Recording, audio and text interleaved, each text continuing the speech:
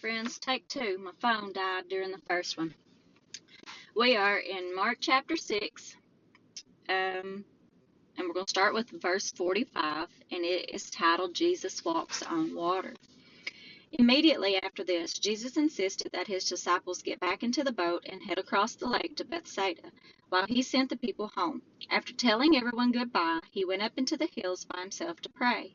Late that night, the disciples were in their boat in the middle of the lake, and Jesus was alone on land. He saw that they were in serious trouble, rowing hard and struggling against the wind and the waves.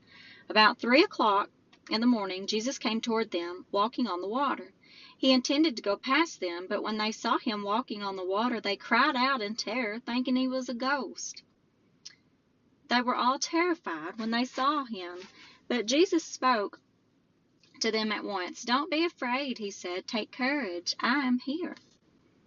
Then he climbed into the boat, and the wind stopped.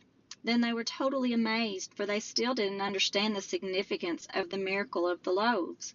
Their hearts were too hard to take it in. After they had crossed the lake, they landed in Gennesaret, I think. I don't know.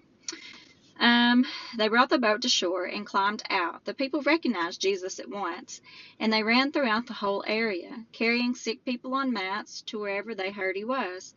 Wherever he went, in villages, cities, or the countryside, they brought the sick out to the marketplaces. They begged him to let the sick touch at least the fringe of his robe, and all who touched him were healed. Chapter 7. Jesus teaches about inner purity. One day, some Pharisees and teachers of religious law arrived from Jerusalem to see Jesus. They noticed that some of his disciples failed to follow the Jewish ritual of hand-washing before eating. The Jews, especially the Pharisees, do not eat until they have poured water over their cupped hands, as required by their ancient traditions. Similarly, that word gets me every time. Similarly, they don't eat anything from the market until they immerse their hands in water. But this is but one of the many traditions they have clung to, such as their ceremonial washing of cups, pitchers, and kettles. So the Pharisees and teachers of religious law asked him, "Why don't your disciples follow our age-old tradition? They eat without first performing the hand-washing ceremony." Jesus replied, "You hypocrites, Isaiah was right when he prophesied about you, for he wrote, 'These people honor me with their lips, but their hearts are far from me. Their worship is a farce, for they teach man-made ideas as commands from God. For you ignore God's law and substitute your own traditions.'" Then he said, "You skillfully sidestep God's law in order to hold on to your own tradition. For instance, Moses gave you this law from God: honor your father and your mother, and anyone who speaks disrespectfully of your father or mother must be put to death. But you say it is all right for people to say to their parents, 'Sorry, I can't help you, for I have vowed to give God what I would have given to you.' In this way, you let them disregard their needy parents, and so you cancel the word of God in order to hand down your own tradition." And this is only one example among many others. Then Jesus called to the crowd to come and hear. "All of you listen," he said, "and try to understand. It is not what goes into your body that defiles you. You are defiled by what comes out of your heart." Then Jesus went into a house to get away from the crowd, and his disciples asked him what he meant by the parable he had just used. "Don't you understand either?" he asked. "Can't you see that the food you put into your body cannot defile you? Food doesn't go into your heart, but only passes through the stomach and then goes into the sewer." By saying this, he declared that every kind of food is acceptable in God's eyes. And then he added, "It is what comes from inside that defiles you. For from within, out of a person's heart, comes evil thoughts, sexual immorality, theft, murder, adultery, greed, wickedness, deceit, lustful desires, envy, slander, pride, and foolishness. All these vile things come from within, and they are what defile you." The faith of a Gentile woman. Then Jesus left Galilee and went north to the region of Tyre. He didn't want anyone to know which house he was staying in, but he couldn't keep it a secret. Right away, a woman who had heard about him came and fell at his feet. Her little girl was possessed by an evil spirit, and she begged him to cast out the demon from her daughter.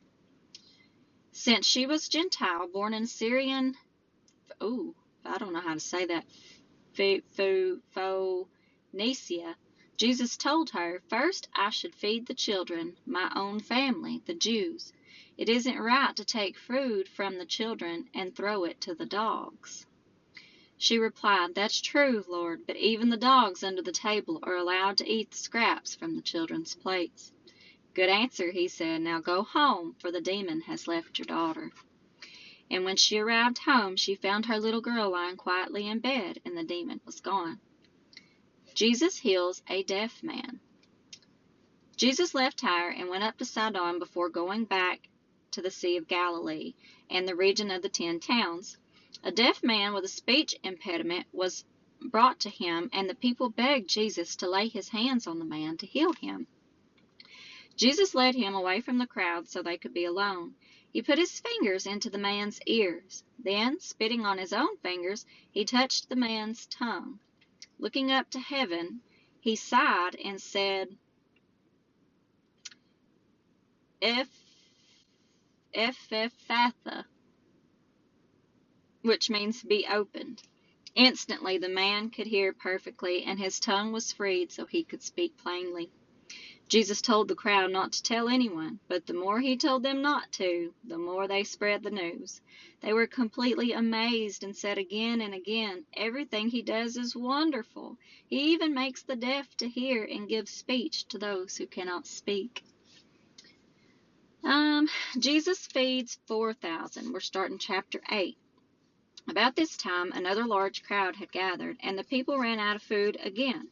Jesus called his disciples and told them, "I feel sorry for these people. They have been here with me for 3 days, and they have nothing left to eat. If I send them home hungry, they will faint along the way, for some of them have come a long distance."